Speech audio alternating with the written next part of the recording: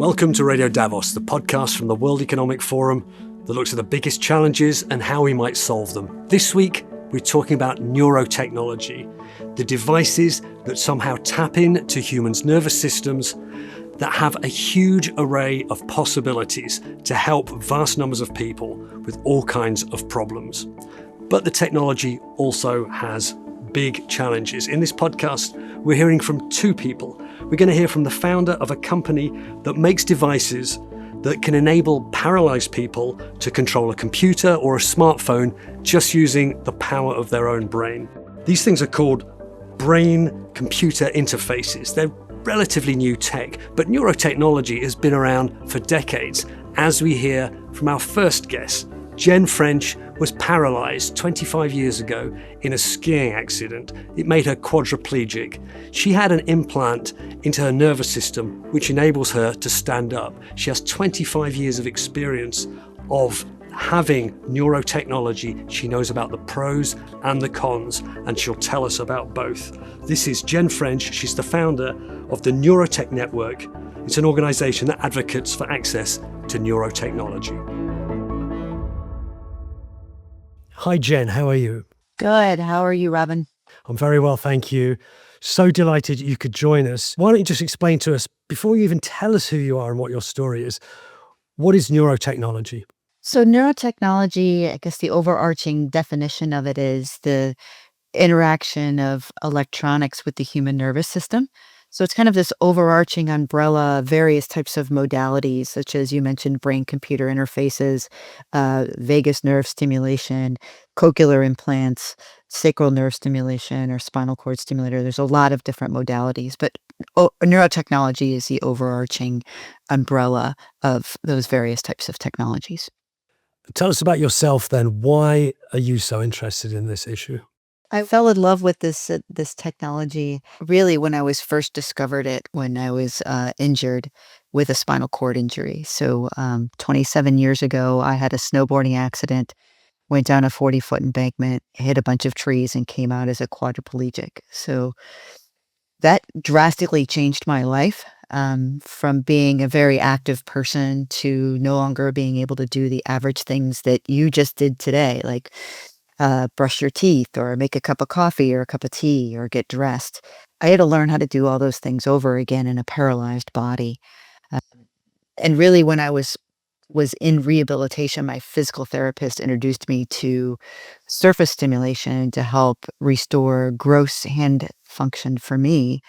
So I do have some hand function, not completely, but that was my first introduction to it.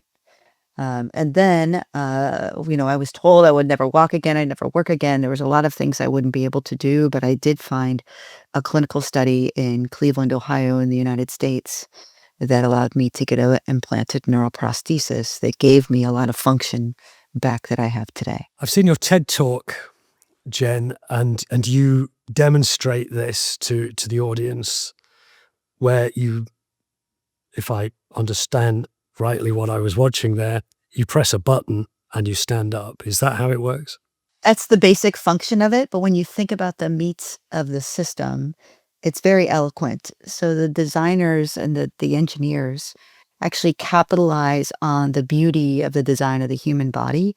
So I'm implanted with 24 channels of electrodes that go either deep into the muscle tissue where the peripheral nerve innervates the muscle, or directly onto the peripheral nerve. And all of those electrodes lead up to receivers that are in my abdomen. And all of that is encapsulated in the body. So there's no wires protruding from the skin. And you don't see any of that implanted component. The external component are these little coils that I place over the receivers. And then I have an external control unit. And that external control unit are the brains of the system. It allows for the circuit boards and the battery power and all of the controls for the implanted system. So it works very eloquently, but really the design of the system capitalizes on the beauty of the human body. This was 27 years ago you had your snowboarding accident. How long did it take between then and getting this system that helps you be more mobile? It was a year and a half after my injury. So when you think about it, it was 25, just, 25 so years ago that I was implanted with this neurotechnology device. So really, when you think about where we were in 25 years ago to where we are today, and I'm still using the device. And what does the device allow me to do? It allows me to use my lower extremities. So I'm able to stand and move short distances. I have trunk control. But I think some of the things that people don't see are the medical benefits. It helps me to combat against pressure sores, which are the leading cause of death, one of the leading causes of death of people with spinal cord injury. Helps with bone density and circulation and muscle spasms. So there's a lot of underlying benefits to the device that I use, and I've been very privileged to be able to use it for this long period of time under a research study. And what was your journey to actually getting that? Because the time before your accident, I don't know if you'd come across this kind of technology. I imagine most people won't be aware of what's out there. You had to find out for yourself. Were you being guided towards it? What was that journey like over that year and a half? Yeah, the journey was interesting because really I had no connection to the medical world when I was injured. I was in the finance business and the consumer technology business. And really how I stumbled on this research project because I was appealing my insurance company. As many people know, in the United States, we have private insurance system. We don't have a socialized medical system. So I was appealing my insurance company to get more treatments for surface stimulation. And I was trying to find evidence about the medical benefits. And I stumbled upon this research institution in Cleveland, Ohio, that they said, well, here's a bunch of evidence that we have for what you're trying to use for your appeal, but we also have all these research projects going on, and that's what sparked my interest. So at the time, we actually moved from New England, and I used to live in New Hampshire up in upper United States, and moved to Cleveland, Ohio to be able to partake in this research study. And to be able to get the device, I mean, it wasn't an easy feat. It's not a fix and go, and you're able to use it. Um, I had to get evaluated. I went through an exercise protocol before I actually went into surgery. The initial surgery was 7.5 hours. I had 8 weeks of recovery afterwards, and then 3 months of exercise and building up those muscle tissues so I can get to a functional use. So it took a period of time to be able to get to where I am today, but the rewards to me, are well worth it. Did you have any doubts at the time? Oh, absolutely. I did, being in the finance world, I had to understand what their underlying funding was. I wanted to understand what their structure was. There's lots of risks that come with surgeries. A lot of things can go wrong. So yes, I had a lot of my doubts, but, me being the analytical side, I had to go through my decision tree of, what's the risk versus the benefit, and really kind of go through those decision makings. And I did that with, my now husband. We weren't married at the time, but, went through that with him as well of, does this make sense? Are we making the right decision? So it wasn't an easy decision to just go into a research study and commit so much time, money and effort and risk your life to be part of a research study. And am I right in thinking it's still a research study now? Yeah, that's one of the frustrating parts of this is that this technology never translated out to become a commercial device. And as we know in the developed world, if you want access to new medical technology, it needs to translate out of a laboratory and be picked up by a commercial entity to make it available, widely available. And in most developed countries, that's the way the system works. This device, was on the track to become commercialized when I was first implanted. But in 2000, the company that was poised to take on and commercialize this technology went out of business. So I was left without a commercial pathway, and it was very devastating at the time. And I still sit on the edge of. I'm constantly in this research project. I'm constantly left at the will of funders and funding agencies. and the research team to be able to keep this going. So I've been very fortunate to be in this research study, but again, it's not widely available. There's not a lot of people that have it. And I've seen the benefits of it, and I think that's what's really frustrating about it. You're not just concerned for yourself, you're an advocate in this area. You launched something called the Neurotech Network. Tell us what that aims to achieve. My aha moment on helping to start the Neurotech Network was I was at an NIH meeting, the National Institutes of Health in the US, and I was sitting on a panel with other neurotechnology users, early users, a woman with a cochlear implant, another that had a deep brain stimulator and used for Parkinson's disease, another person that was paralyzed using it for their hands. And we all had the same experience. We all had a difficult time trying to learn about the technology. Not a lot of physicians know about it.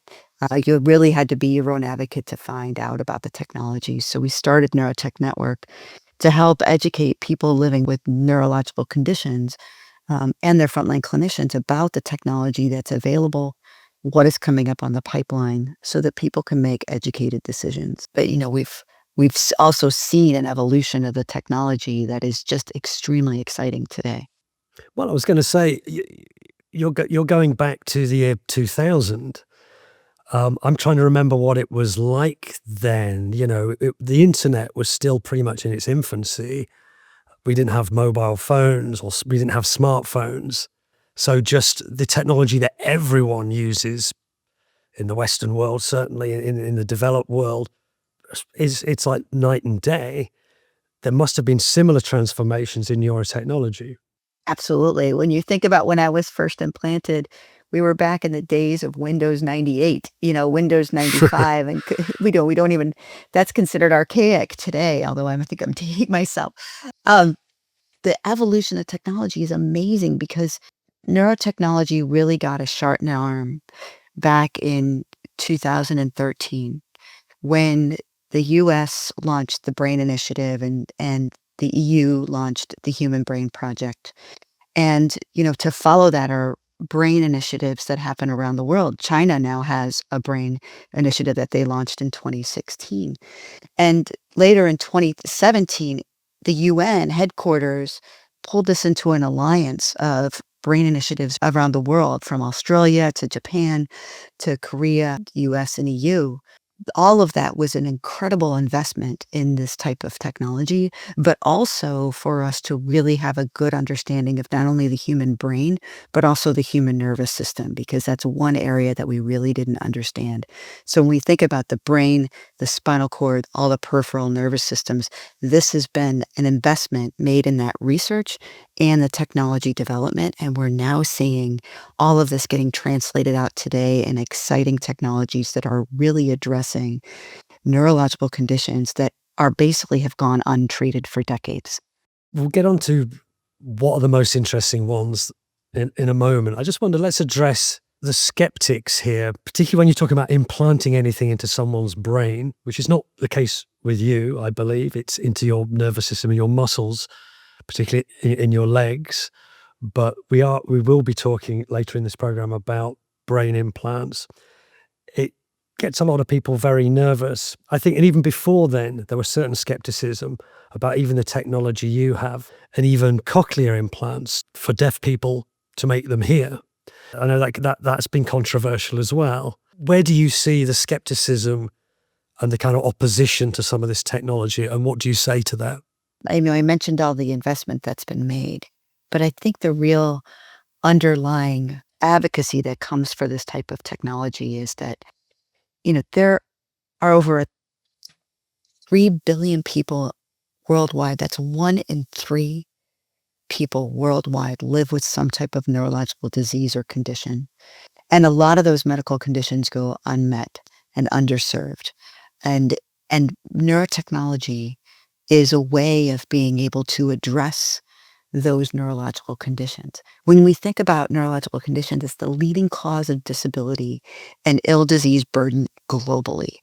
And we have a technology that can directly address a lot of these conditions that have been unmet. When we think about mental health, when we think about of communication, we think about sensation, the ability to see and vision, auditory, you mentioned the cochlear implant, even movement that I've been able to to benefit from. But I think when we also have to think about the cases of what this technology can do. So think about the person that's living with a major depressive disorder that's on the verge of suicide and has a brain implant that allows them to mitigate those depressive episodes.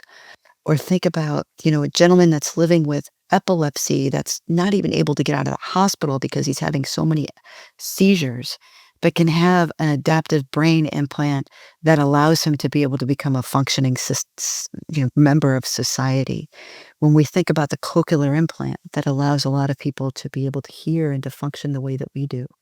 Now, there has been a lot of backlash, and I think, cochlear implant is a great example. When it was first introduced, the deaf community rejected it because they saw it as something that was uh, really uh, going against the culture of the deaf community, and rightfully so.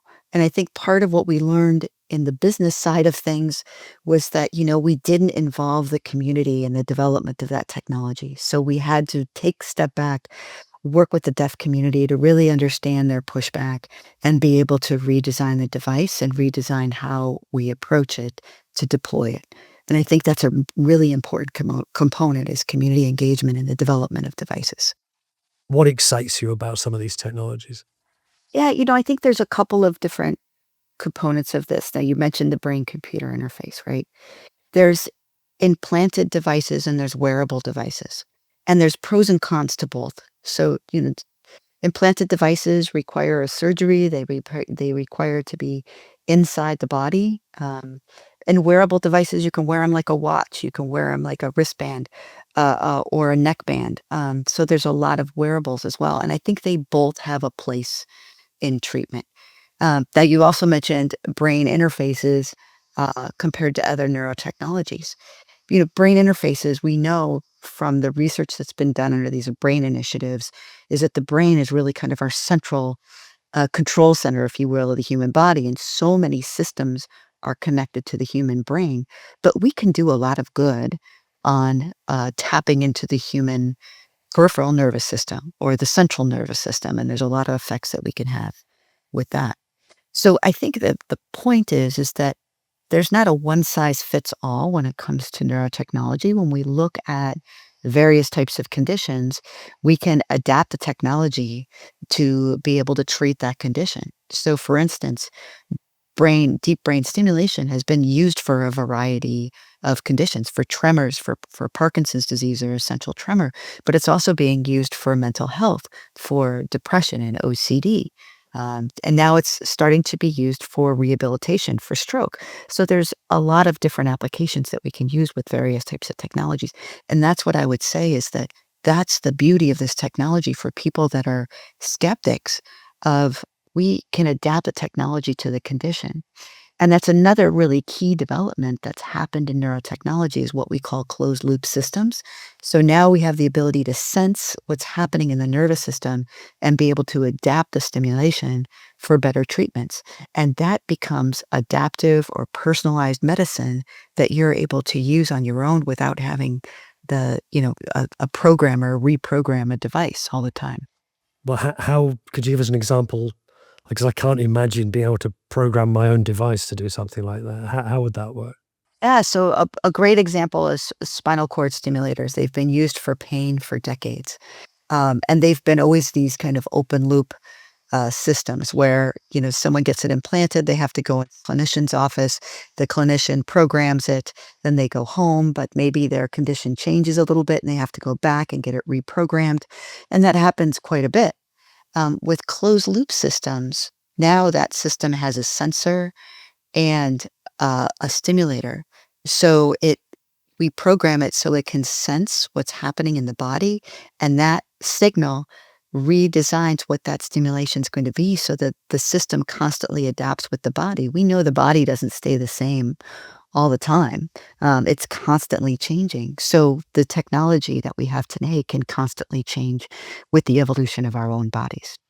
Let's talk about the thing called abandonment. We've heard some stories of people having some kind of medical device implanted and it works well. And then the company goes bust. You yourself, you were hoping this would be a commercial venture and that the treatment that you've had would be, instead of being in a research facility, would be available like medicines or medical devices are, usually made in the private sector. How much of a risk is, great, I'll get this fantastic treatment that's going to give me a new lease of life, and then a year or two down the line, it just stops working. There's no one to make it work again. Is that a big problem? It's becoming more pervasive of a problem. The abandonment issue is a lingering challenge in neurotechnology. You mentioned a company can go out of business. What happens when the technology becomes obsolete and somebody has it implanted in them, and there's no other alternative? What happens when government leaders decide to pull research funding from clinical trials and people are left with these devices? So there's a lot of scenarios that build up to what abandonment can be. And this is not a new problem. We've been facing this since the early 2000s when the company that was going to commercialize my device, Neurocontrol, went out of business and they had a device for upper extremity. And when that company went out of business, there were a lot of quadriplegics left with devices implanted that they could no longer use. Around the same time, there was a company called North Star Neuroscience that had an implanted device for stroke rehabilitation. When that company went out of business, they had to explant a lot of people. Fast forward to 2016, we had Second Sight, which was a retinal prosthesis allowing people who were blind to be able to see. That company went out of business, leaving a lot of people left with abandoned devices. So this is not a new problem, but I think it's becoming more pervasive as we develop more and more technologies and we're able to see the benefits of it, but we still have this abandonment issue.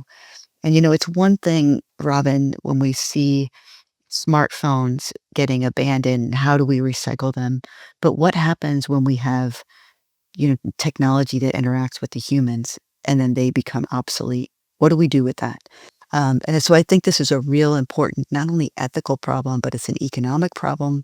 It's a regulatory problem. There's a lot of components that come around abandonment that I think needs to have a multi-stakeholder solution to it. And I think as it becomes more pervasive, we have to have louder voices to say we need to come up with real solutions for the abandonment issue. I suppose you could tackle that with regulation, but there's always the risk that regulation then stifles innovation and maybe stops some of these things coming up. So is there a balancing act that would have to happen? Absolutely, there is. And I don't think regulation is always the solution for everything. I think there's a piece of the design of the technology so that we can easily explant it or replace it, or so it becomes interoperable with the next generations, like we've learned with computers, right? At one point, we couldn't transfer data from one computer to another, and now we have interoperability. We have to start thinking about that in the design of neurotechnologies. We have to think about how are we going to address this from a clinical standpoint? How do clinicians be able to address this? What about companies? When companies go out of business, there's an economic issue, right?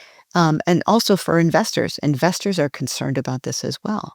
So I think there's a lot of other pieces to this puzzle, and it's not just one. And I don't think only regulation alone is going to be the key to the solution for it.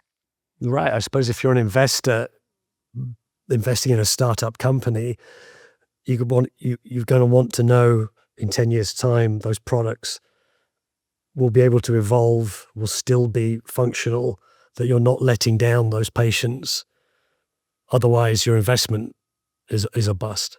Yeah, I mean, investing is a risky business, right? We know that there's going to be winners and losers, and we know that there's going to be those that thrive and those that do not.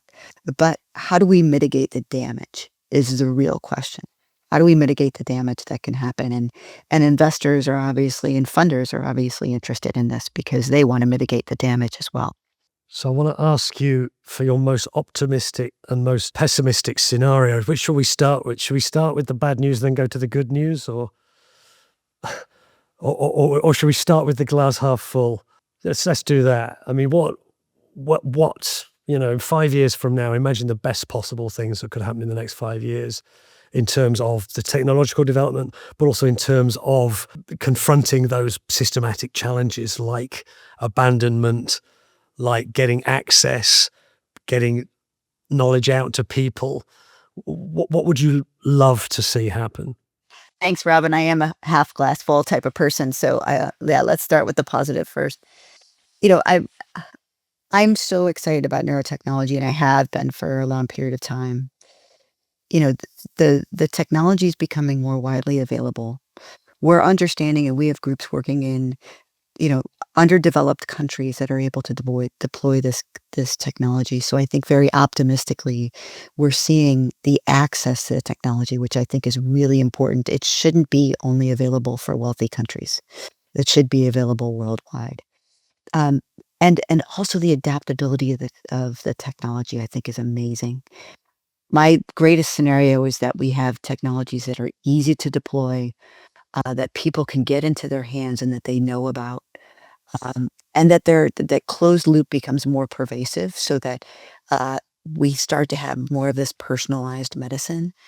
I can see in the future where we can really solve and mitigate the burden of neurological conditions around the world that impact 3 billion people, that the technologies can provide people with independence and autonomy for the users. And most importantly, we have access to it. And I think some of the global initiatives over at the UN, with the World Economic Forum, are all starting to look at how do we mitigate some of the downfalls that can happen with neurotechnology. And I think that's really an important initiative as well. So let's go to the glass half empty side. I was almost not going to ask you, Jen, but okay, let's go to the glass empty. What could go horribly wrong? We should talk about that, because if we don't talk about the potential risks and the potential challenges, we're not going to find solutions for it. And I think some of the risks are this, is that the technology only becomes available to wealthy and privileged countries, and that we create even a larger gap in our societies around the world. I have concerns about data breaches, about how do we take care of the security of the data that comes out of these types of technologies and that these technologies use on a regular basis. I get concerned about this really powerful technology being used in nefarious ways around the world. So we need to be very careful about that and very strategic on how we deploy the technologies around the world. Do you want to give some example of what that might be? Well, it could be, for instance, the use of the technologies in defense systems. Um, what we might use them to destroy humanity rather than build it up. And I think that that's my concern. And I think we need to put guardrails around the technology. And again, I think the worst thing that can happen is that we don't address this abandonment problem, and we really start to look at how we treat human rights when it comes to the neurotechnology. Those are the risks that we have in front of us, but I think they're fully addressable. As you mentioned, I think the World Economic Forum is trying to address them by bringing stakeholders together, academics, businesses, people with personal experiences like yourself. Before I let you go, Jen, I mean, there's so much more we could talk about. Just tell me something again more about your experience, because I notice on your CV in 2012 you were at the Paralympics in London and you got a medal. I did. Yes, I'm proud to say I'm a Paralympian, silver medal in the sport of sailboat racing. It was an incredible experience to be able to join into the Paralympians and to be able to represent my country worldwide, and to be able to meet so many fellow athletes and friends from around the world. So it was a really incredible experience, and London did a fantastic job. The UK did a fantastic job on hosting the games. Just to bring that back to neurotechnology really quick, is that, as I've watched the Olympic Games and the Paralympic Games over time, we start to see technology start to integrate into not only what Paralympic athletes use, but what Olympic athletes use. And when we start to see, swimmers and runners using surface stimulation to loosen up their muscles, we start to think of, is this neurotechnology becoming much more pervasive into so many different elements of our lives? Were you a sailor before? And your implants, was that necessary for you to be able to do the sailing? I was not a racer before my injury. I was a windsurfer and cruised on big sailboats. Um, but I took up racing after my injury, and I used the standing system on the bigger boats, but I didn't use it for racing for a couple of reasons. One, saltwater and electronics don't necessarily get along, and number two, in competition, there was still a real question even back in 2012: is the use of the technology an advantage?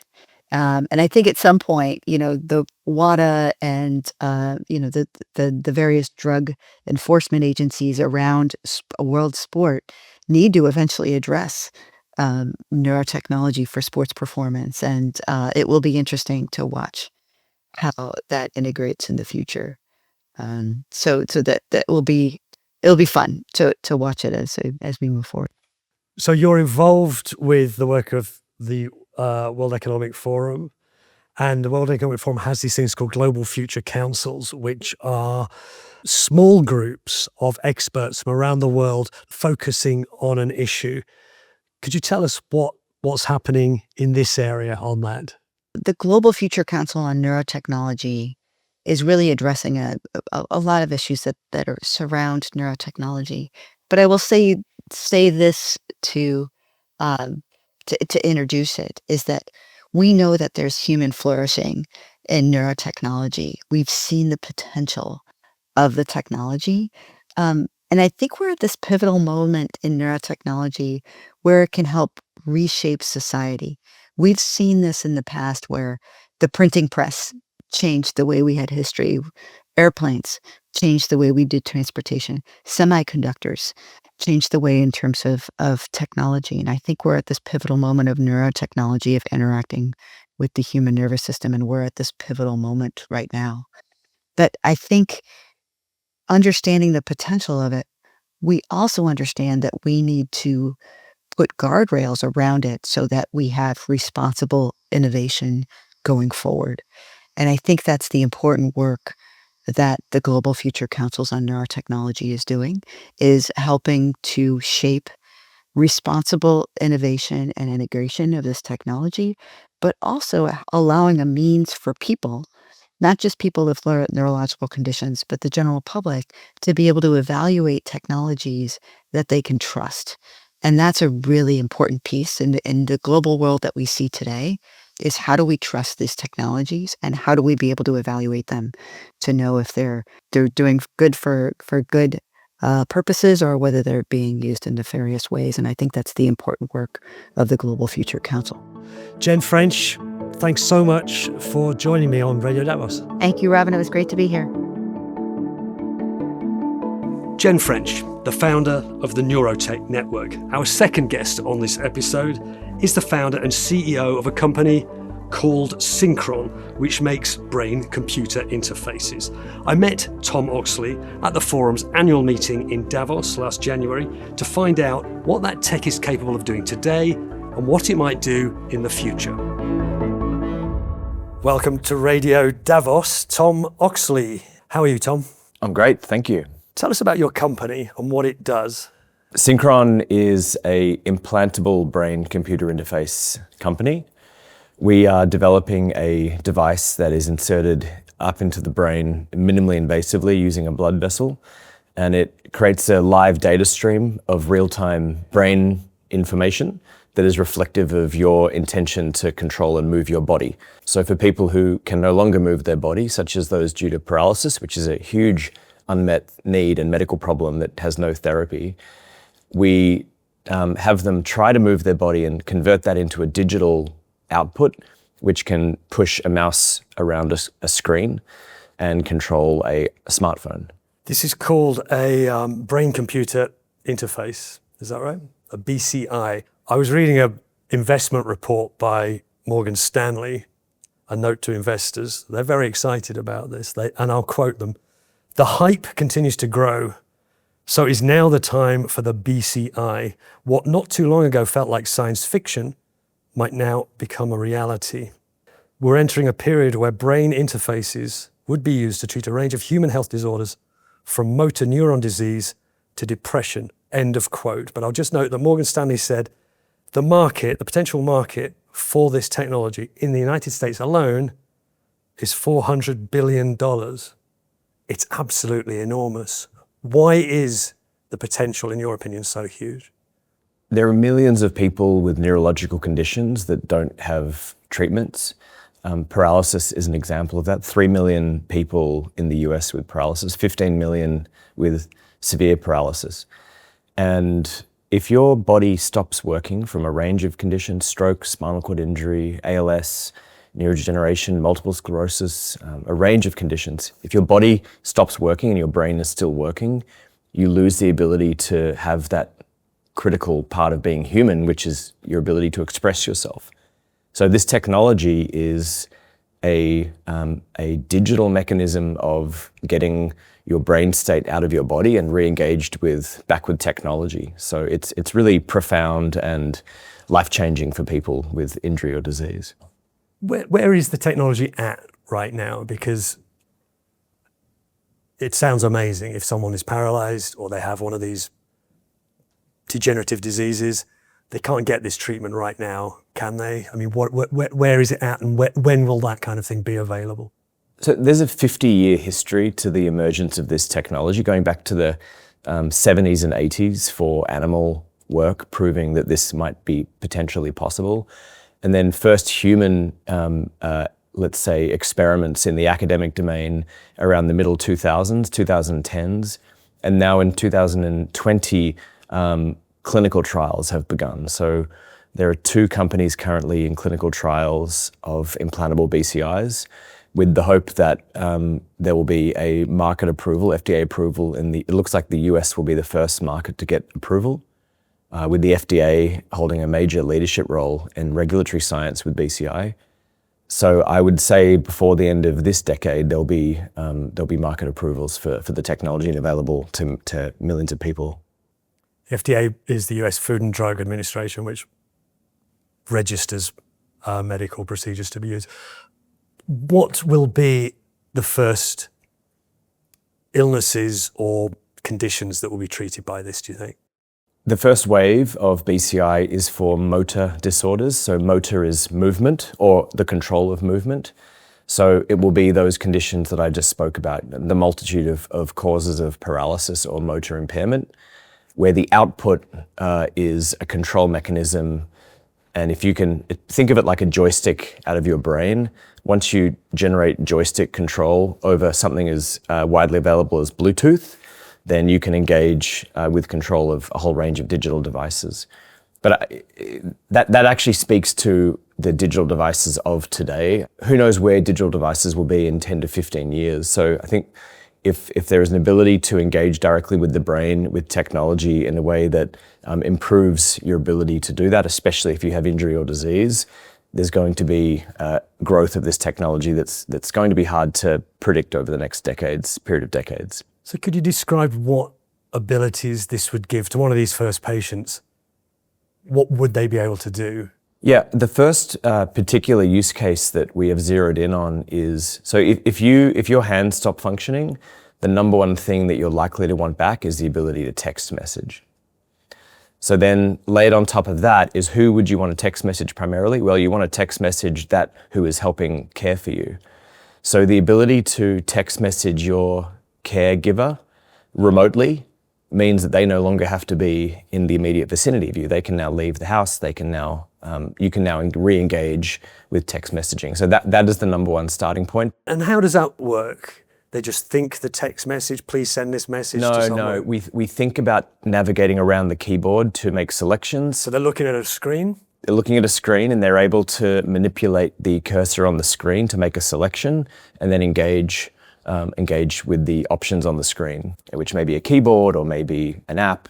How does that differ from what might be available now? Because I know you've got eye tracking devices and people can blink to to do that kind of thing. Yep. What's the major advance? So eye tracking is good for smooth cursor control, but you're not able to easily make selections or click and drag or scroll or turn a device on and off. If you're using your eyes, you can either do a lag click where it'll watch your eye in one particular area, or it'll do blinking. So you're very limited with how you can create inputs. But it is very good at a smooth cursor control around a room. So actually, I think there's going to be a combination effect of these technologies with BCI. I think of BCI as representing your capacity for decision making. So it enables the very base case, different elements of saying yes or no in whatever domain. But one thing that we're realizing is a real challenge, is a simple challenge, is turning the phone on and off. So we're having to send unique identifiers from the brain to devices to actually overcome the security issues. So if BCI is going to be effective and now enable independent use, you have to overcome whole system changes. So we're sending different signatures in to do different things. So it's a bit different to eye tracking. Can you explain to the layperson how it works? Your brain has a map of different regions that control different parts of your body. So when you try to move your hand versus your knee versus your neck versus your tongue, different areas of the brain will fire off electrical signatures. So we have our users try to move different parts of their body. We map it out, and then we push them into particular keystrokes, or think of function F1, 2, 3, or magnitudes or movements up and down. So the users, and then we look for the strongest signatures, and then we can have the system running on a very low number of inputs, and then they have a training apparatus to learn more and more outputs. And you describe the procedure as non-invasive, is that right? Which I was very amazed to hear, because I thought anything involving the brain is going to be very invasive. What do you mean by non-invasive? The origin story for my company was that I saw this technology emerging, but I thought, well, if it requires cutting open the skull, that's a very expensive, lengthy procedure that takes up operating room time. And if you look at what happened over the last 30 years for stent delivery to treat cardiac diseases, there's now 1 million stents and 1 million pacemakers. The reason that capacity for technology delivery scaled in cardiac was because they're not in the operating room. They're in the cath lab, in the angiography suite, which is a different part of the hospital, day procedure, very fast procedures. So we took that concept to neuro and said, well, what if we could use the same approach for interventional cardiology, stent type delivery, and brought that to the brain. And so, as of yet, there has not been a open brain surgery procedure which has scaled more than low tens of thousands of procedures. Cochlear device for hearing is at about 40,000. So our view is that if neurotechnology can deliver on you saw the market report, the size of the problem is huge. So to scale, we have to get out of the operating room. And so that's the concept for Synchron. So stents, for anyone who doesn't know, is before that technology was created, you'd need to have a bypass operation, right? Open up the chest, put in tubes to bypass a blockage in arteries that are serving the heart. Now it's an everyday procedure. It goes up, through your wrist, through the wrist, groin, yep. up right. into the heart. That's right. You're awake while it happens. In the case of a stent, it's a little thing that kind of opens up that artery. What is it you're implanting in the brain through this blood vessel? It's exactly what you just described, but our intellectual property is around putting electronics on the stent. And the stent has a cable attached to it, so it acts like an antenna. And then we bring that down, so we use the base of the skull, the natural holes in the base of the skull to get up into the brain, have a cable coming down to electronics package left in the chest. It looks just like a pacemaker. And then we use Bluetooth to bring the data stream out of the body. So it really is inspired by pacemaker technology, all the manufacturing, all the scalability and the delivery into market. What are the risks? People are a bit squeamish about computer-brain interfaces. Do you understand why people might be hesitant, and what do you say? So first of all, We use the veins, not the arteries. So if you block an artery, you cause a stroke.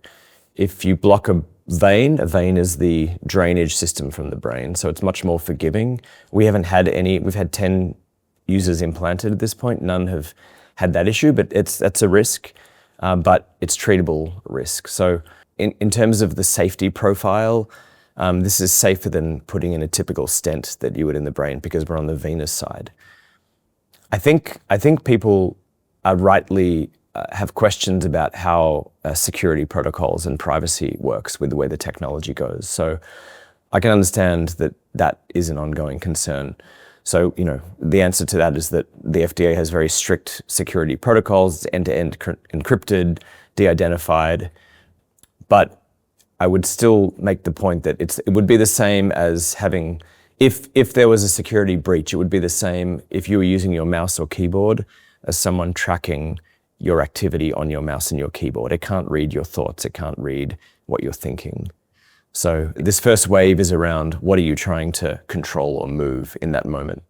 Right, because you talk about the Internet of Things, and I would be hesitant about having a smart fridge, let alone my own brain being potentially controlled from outside. But I think that's from where you're sitting right now. I think if you had lost your ability to move your hands, what our users are saying, if once you lose your ability to text message and engage in digital technology, your set of priorities completely shift. And at that point, you are looking for an answer to return your freedom of expression. What about the possibility? I remember a story from a couple of years ago about a company that made retinal implants for blind people. And that company, I'm only vaguely remembering this. Second Sight. Okay, you remember the story. They went bust, I think. And the technology was left in bodies, and there was a Wall Street Journal article. It's true. So there's a concern around, with neurotechnology, what happens if it fails and it gets left behind. So we all have things left in our body now. Most of the devices say a hip replacement or a knee replacement or things left in blood vessels or stents. There's now a lot of material that goes into the body to treat conditions. The materials that we use to treat these conditions are very safe. And so, we're 12 years into this journey, and so much of that is because we have to spend most of that time making sure that this technology is safe. I guess where I'm going is, if you have a condition where you take on that risk when you get started, and there is a chance that it will not work. There's a chance with every therapy that it will not work. So the key question is it going to put me at risk ongoing? I think what was challenging with the Sight system is that if people can see it from the outside, if it's visible, then and you can't remove it, then that's the thing. I think if it's invisible, it's a little bit less. And how many of the components can you remove versus not remove? These are all important questions, but it's also a conversation we have with the users at the onset taking on. So it comes with the package of consideration of implantable neurotechnology that things might have to be left behind. Where do you see this technology developing? You're talking about, at the moment, offering people who are unable to communicate really with the outside world now being able to communicate really quite well through this text messaging you're talking about. Will it eventually be able to make paralyzed people walk again? Well, actually, NVIDIA announced this World Foundation model concept. And it got me thinking, because we had one of our users was watching YouTube, and something weird happened on the YouTube video they were watching. And when something strange happens, your brain goes bing, a lot of electrical activity. So it's kind of like like an edge case. Your brain has to learn in that moment. And when he got surprised, the cursor pushed over somewhere weird and clicked something, and he didn't want that to happen. And we realized in that moment that our ability to do brain inference, to make the predictions on what the brain wants to do, is very important of the contextual environmental context. So NVIDIA have just announced this. They're going to create this digital twin of the world in a preparation for physical AI layer that's coming. I'm realizing that as the world moves towards digitized manifestations of the world, people with BCIs are going to be engage with the world in ways that is going to be very smooth and reactive.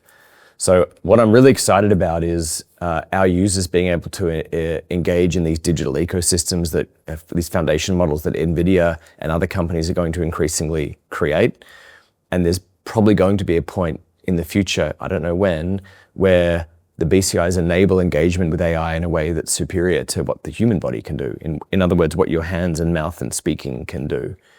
And they're going to be able to understand your context and, you know, understand your emotions and understand your communication. And so it's I think we're just at the beginning of this layer. That's decades to come, but it's because we can't see the progress of change. The ability to engage with the world is going to change vastly. So Morgan Stanley was talking about science fiction. What you were just saying reminds me of Avatar, where the lead character is suddenly in a world with an avatar and engaging in that world. His real body is not. You're talking about that kind of scenario decades into the future, is that right? Well, NVIDIA's just announced it. I mean, I think they've called it the Omniverse and Cosmos, and so they're building this now. The intention with NVIDIA was to create a digital ecosystem that can enable training of a robot or something non-human in that world. But actually, if our users go into that world, they can actually train and engage with systems that are not available in the real world and engage in ways that are profoundly relevant for them. So, and it enables us to learn about how to build better inference models. So there's a really exciting potential for engagement with those sorts of world foundation models that we're excited about. I can really see how that would be amazing, particularly in the world of work. 50 years ago, people weren't communicating through the internet. A lot of our work is done in this, is a virtual. Often we don't even think of it as virtual, but right. What we do is virtual. And someone with a medical condition of the type you're talking about could be engaging. That's right. Entertainment, socializing, gaming with meeting each other. If you go into the App Store, you go into the Apple App Store, what you just described were activities of daily living. And so, yes, the growth from where we are right now in the world of generative AI, moving towards agentic AI and then physical AI, robotics AI, yeah, there's going to be these layers of digitized options around us, and BCIs are going to make seamless interactions with those for our users. So we're going to be opening up this brain app store type concept to create, once we've got these models down, to create APIs that enable engagement with all the different versions of the world that you just described. If I were quadriplegic, though, from one day to the next, able-bodied person, now I'm quadriplegic, I would just dream, I guess, of walking again. And yeah, I would really value what you're just talking about. But in the physical, real world, I would want to be able to tell my legs to move, and they would. Do you see a time when that would ever happen? I do. So there's two ways that'll happen. So step one, you have to build the control language and lay down a standard. That's the phase we're in now. Step two is, can you control an exoskeleton? So there are several companies that are building exoskeletons right now, so that system could control an exoskeleton. And then layer three is biological implants that re-engage muscle. That's a very complex biological problem, because once the muscles atrophy, getting them back up to strength is very challenging. But I think there'll be a future where that will come. Do you feel like you're really at the beginning of a big adventure, a massive journey here? Well, I'm 12 years in from my PhD to where we are now, so it still feels like the beginning. But even where I've come in 50 years into this story, there's a long way to go. So yes, it still feels like the beginning, but it also feels like we've come a long way. Tom Oxley is founder and CEO of Synchron. We also heard in this episode from Jen French, founder of the Neurotech Network. They're both engaged with the World Economic Forum's Global Future Council on Neurotechnology. You can find out more about that on the website. There's a link in the show notes to this episode. Please follow Radio Davos wherever you're listening to this or watching this. We're making more and more video podcasts. You can find them on our website and on our YouTube channel. Please follow us so you don't miss an episode. If you have a moment, give us a rating or even a review. We'll be back next week, but in the meantime, thanks to you for listening and watching, and goodbye.